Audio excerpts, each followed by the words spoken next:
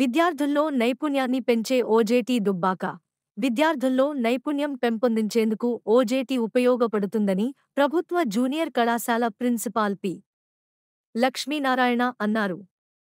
దుబ్బాక ప్రాంతీయ ఆసుపత్రిలో ప్రభుత్వ జూనియర్ కళాశాల వొకేషనల్ గ్రూపు విద్యార్థులకు కొనసాగుతున్న OJT on the job training మంగళవారంతో పూర్తవుతున్నందున ప్రిన్సిపాల్ లక్ష్మీనారాయణ, ఆసుపత్రి సూపరింటెండెంట్ డాక్టర్ హేమరాజ్ సింగ్తో కలిసి విభాగాలను పరిశీలించారు. అనంతరం మాట్లాడుతూ ఆన్ ది జాబ్ ట్రైనింగ్ విద్యార్థులకు వారి నైపుణ్యాన్ని పెంపొందించేందుకు ఉపయోగపడుతుందన్నారు.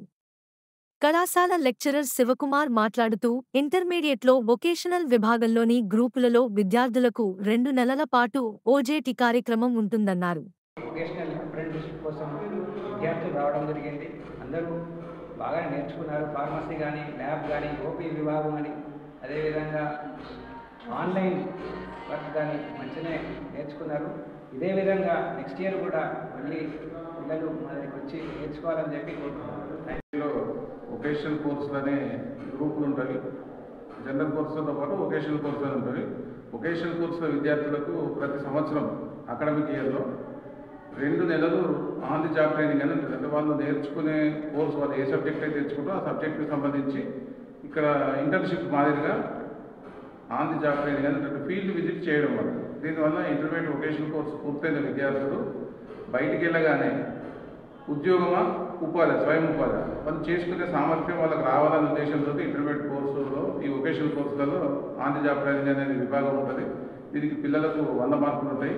2 నెలలు రెగ్యులర్గా వచ్చి ఆయా రంగాల్లో ఆఫీస్ వర్క్, పర్టికులర్గా ఇప్పుడు ఇవాళ మా గవర్నమెంట్ హాస్పిటల్లో చేసే విద్యార్థులు, మా ఆఫీస్ అసిస్టెంట్షిప్ గ్రూప్కి సంబంధించిన విద్యార్థులు వొకేషనల్ కోర్సులో ఆఫీస్ అసిస్టెంట్షిప్ అనే కోర్సులో ఈ విద్యార్థులకు అన్ని రకాల కార్యాలయాలలో clerical department, clerical work, office filing, కంప్యూటర్లో నిక్షిప్తీకరణ, ఇవన్నీ రకాలుగా పిల్లలకు నేర్చుకునే అవకాశం ఉంటుంది. కనుక ఒక డిపార్ట్మెంట్తో సంబంధం అన్ని డిపార్ట్మెంట్లతో సంబంధం ఉంటుంది.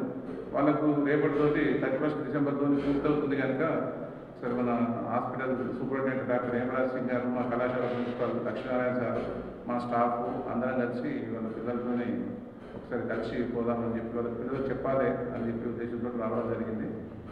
రేపటి నుంచి మళ్ళీ రెగ్యులర్గా జనవరి 1 నుంచి విద్యార్థులు మళ్ళీ రెగ్యులర్గా కాలేజీకి వస్తారు.